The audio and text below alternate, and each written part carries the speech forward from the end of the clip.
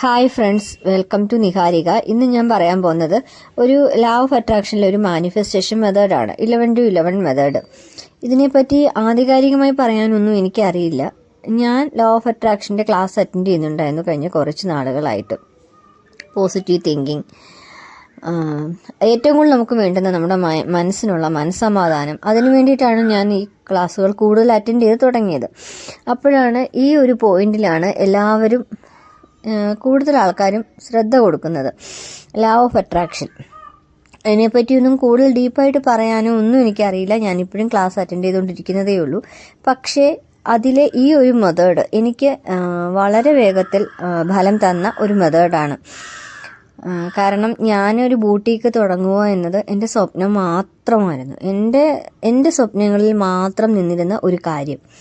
അതിൽ നിന്ന് ഞാനൊരു ബ്രാൻഡിൻ്റെ നെയിം, ഒരു ബ്രാൻഡ്, എൻ്റെ ഒരു സിമ്പിൾ, അല്ലെങ്കിൽ അതിലേക്ക് ഞാൻ ക്ലോത്ത് പർച്ചേസ് ചെയ്യാൻ പോവുക, ആ ഒരു യാത്ര പോലും എനിക്ക് സാധ്യമാക്കി എടുത്തത് ശരിക്കും ഞാനിതിൽ വിശ്വസിച്ച് തുടങ്ങിയപ്പോൾ തന്നെയാണ്.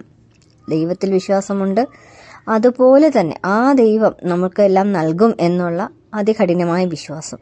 ആ വിശ്വാസത്തിലേക്ക് നമ്മളെ ഒന്നുകൂടെ ഊട്ടി ഉറപ്പിക്കുന്ന കുറച്ച് ടെക്നിക്കുകൾ, അതാണ് ഞാൻ മനസ്സിലാക്കിയത്.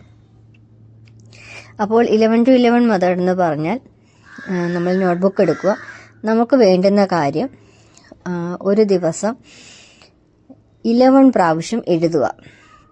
അങ്ങനെ 11 ഡേയ്സ്, 11 പ്രാവശ്യം 11 ദിവസം എഴുതുക.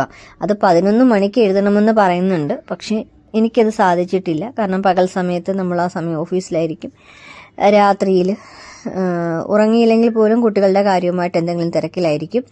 അപ്പോൾ ഞാൻ എഴുതിയത് എൻ്റെ സൗകര്യമായ സമയത്ത് തന്നെയാണ്, പക്ഷേ എനിക്ക് ഫലം കിട്ടിയിട്ടുമുണ്ട്.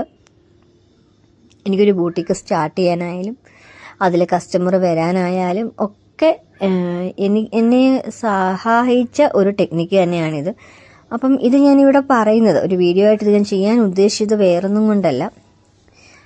ഒരുപാട് ആഗ്രഹങ്ങൾ, ആശയങ്ങൾ മനസ്സിലുണ്ടായിട്ടും അതൊന്നും പുറത്തേക്ക് കൊണ്ടുവരാതിരിക്കുന്ന ഒരുപാട് പേരുണ്ട്.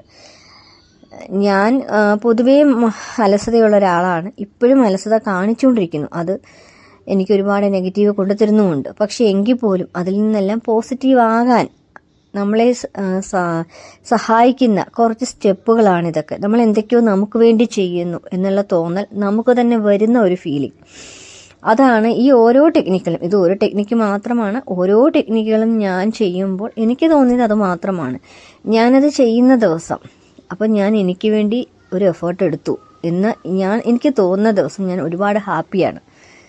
അപ്പോൾ അതാണ് ഏറ്റവും വേണ്ടുന്നത്.